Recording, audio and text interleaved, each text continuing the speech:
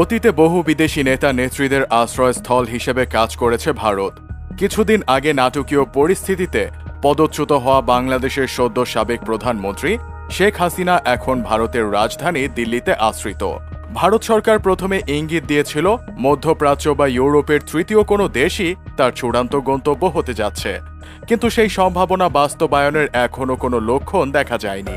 ঠিক কোন ইমিগ্রেশন স্ট্যাটাসে শেখ হাসিনা এই মুহূর্তে ভারতে রয়েছেন তাও জানা যায়নি এখনো।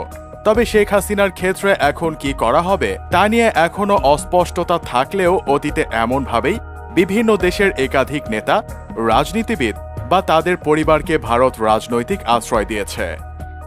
এমনকি শেখ হাসিনা নিজেও ১৯৭৫-এ তার বাবা শেখ মুজিবুর রহমানের হত্যাকাণ্ডের পর ব্যক্তিগত জীবনে যখন ভয়ানক সংকটে, তখন ভারতের তৎকালীন প্রধানমন্ত্রী ইন্দিরা গান্ধীর কাছ থেকে রাজনৈতিক আশ্রয় পেয়েছিলেন। সেই যাত্রায় স্বামী ও সন্তানদের নিয়ে প্রায় দীর্ঘ ৬ বছর ভারতে কাটিয়েছিলেন শেখ হাসিনা। ১৯৭১ সালে বাংলাদেশের মুক্তিযুদ্ধের সময় তাজউদ্দিন আহমেদ সহ আওয়ামী লীগের একাধিক শীর্ষস্থানীয় নেতা ভারতে পালিয়ে চলে গেলে তাদেরও আশ্রয় দেওয়া হয়েছিল। ১৯৭৫ সালে শেখ মুজিবুর রহমানের হত্যাকাণ্ডের কিছুদিন পর মুক্তিযোদ্ধা কাদের সিদ্দিকীও ভারতের রাজনৈতিক আশ্রয় পান। এরপর পশ্চিমবঙ্গের বর্ধমান শহরের একটি সরকারি সেফ হাউসে বহু বছর কাটিয়েছিলেন বাঘা সিদ্দিকী নামে পরিচিত এই নেতা। এই তো গেল বাংলাদেশের গল্প। অন্যান্য দেশের কূটনৈতিকদের রাজনৈতিক আশ্রয়ের কথা বলতে গেলে প্রথমেই বলতে হবে দালাই লামা।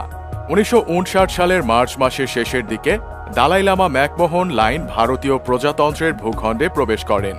তার আগে বেশ কয়েক বছর ধরে তিব্বতের এই ঈশ্বর রাজা লাসায় তার পোটলা প্যালেসের সিংহাসনে দিন কাটাচ্ছিলেন চরম অস্বস্তির মধ্যে, কারণ তিব্বতের ওপর চীনের কবজা ক্রমশ এঁটে বসছিল। একটি সূত্রের মতে তখনই অন্তত ৫ লাখ চীনা সৈন্য তিব্বতে মোতায়েন ছিল, পাশাপাশি আরও ছিল তার অন্তত ১০ গুণ হুন বসতি স্থাপনকারী। ১০ মার্চ ১৯৫৯ তিব্বতে মোতায়েন চীনের একজন জেনারেল একটি নাচের অনুষ্ঠানে দালাই লামাকে আসার আমন্ত্রণ জানান, কিন্তু এটাও বলে দেওয়া হয় যে তার দেহরক্ষীরা সেখানে ঢুকতে পারবে না। অনুষ্ঠানের দিন হাজার হাজার তিব্বতী দালাই লামার প্রাসাদের সামনে জড়ো হয়ে এর বিরুদ্ধে প্রতিবাদ জানাতে থাকেন। তিব্বতীরা বহুদিন ধরেই সন্দেহ করছিলেন যে তাদের ধর্মগুরুকে চীনারা অপহরণ করার ষড়যন্ত্র আঁটছে।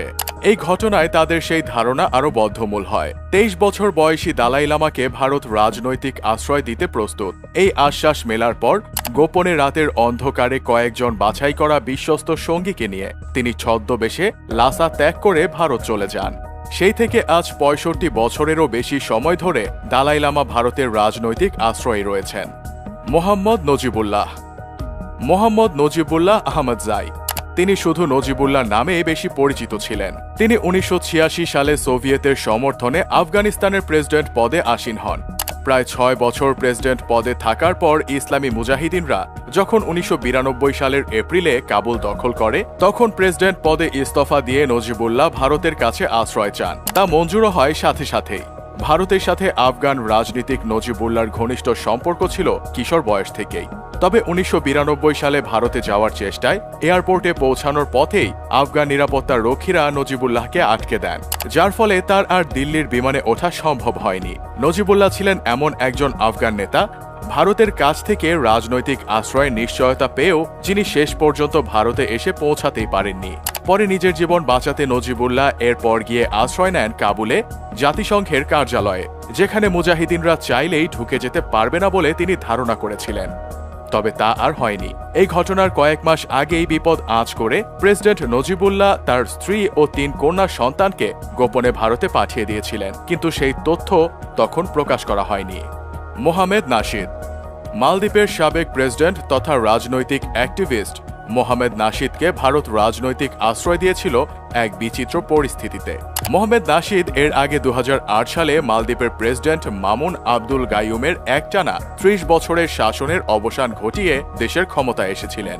২০১২ সালে দেশটির এক রাজনৈতিক সংকটের জেরে অবশ্য তাকে পদত্যাগ করতে হয়। অপসারিত প্রেসিডেন্ট মোহাম্মদ নাশিদের বিরুদ্ধে ২০১৩ সালের ১৩ ফেব্রুয়ারি দেশটির আদালত একটি মামলায় গ্রেফতারি পরোয়ানা জারি করে। সেই ওয়ারেন্টের ভিত্তিতে পুলিশ তাকে গ্রেফতার করার আগেই নাশিদ চলে যান রাজধানী মালের ভারতীয় হাইকমিশন ভবনে। ভারতের সাথে তার অবশ্য আগে থেকেই সুসম্পর্ক ছিল। কিন্তু তিনি যে সোজা ভারতীয় দূতাবাসে গিয়ে রাজনৈতিক আশ্রয় চাইতে পারেন এটা ভারতের কর্মকর্তারাও অনেকে ভাবতে পারেননি। দিল্লির সাথে পরিস্থিতি নিয়ে দ্রুত আলোচনা করেন তদানীন্তন ভারতীয় হাই কমিশনার। এরপর সাবেক প্রেসিডেন্ট মোহাম্মদ নাশিদকে রাজনৈতিক আশ্রয় মঞ্জুর করে মনমোহন সিং সরকার। তবে এই পরিস্থিতি বেশি দিন স্থায়ী হয়নি। কয়েকদিন পরেই অভ্যন্তরীণ সমঝোতার ভিত্তিতে নাশিদ গ্রেফতারি পরোয়ানা থেকে অব্যাহতি পান। এমনকি প্রতিদ্বন্দ্বিতা করেন ওই বছরের প্রেসিডেন্ট নির্বাচনেও। ভারতও মুক্তি পায় একটি অস্বস্তিকর পরিস্থিতি থেকে। রাজা ত্রিভুবন শাহ 1950 সালের নভেম্বরে নেপালের তখনকার মহারাজা ত্রিভুবন বীর বিক্রম শাহ তার ছেলে মহেন্দ্র, সবচেয়ে বড় নাতি বীরেন্দ্র ও পরিবারের অন্য সদস্যদের নিয়ে কাঠমান্ডুর ভারতীয় দূতাবাসে আশ্রয় নেন।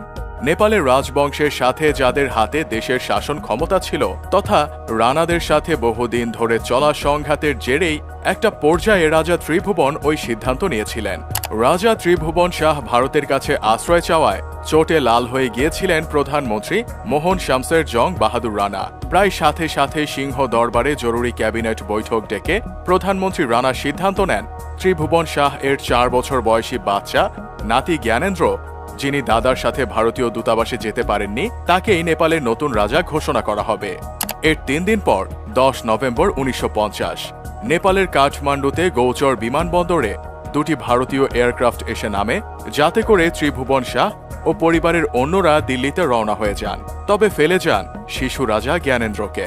দিল্লিতে ভারতের প্রধানমন্ত্রী জওহরলাল নেহরু ও অন্য সরকারি কর্মকর্তারা তাদের স্বাগত জানান।